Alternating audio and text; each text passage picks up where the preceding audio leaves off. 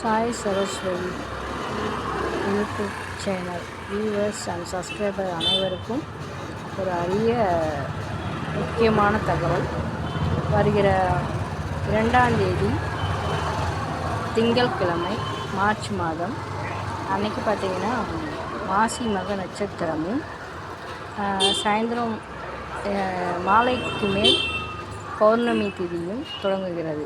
அன்றைய தினத்தில் சிவபெருமானுக்கு ருத்ராபிஷேக மாலை அபிஷேகம் செய்தால் 27 ஜென்ம பாவங்கள் நிவர்த்தியாகும். அதுக்கப்புறம் பார்த்திங்கன்னா சிவன் கோயிலுக்கு அன்றைக்கி 27 விளக்கு போட்டு சிவனை நம்ம வழிபட்டோம்னா அவருடைய அருளும் ஆசீர்வாதத்தையும் நம்ம பெறலாம். அதனால் பக்தர்கள் அனைவரும் இதை தவறாமல் பயன்படுத்திக்குமாறு கேட்டுக்கொள்கிறேன்.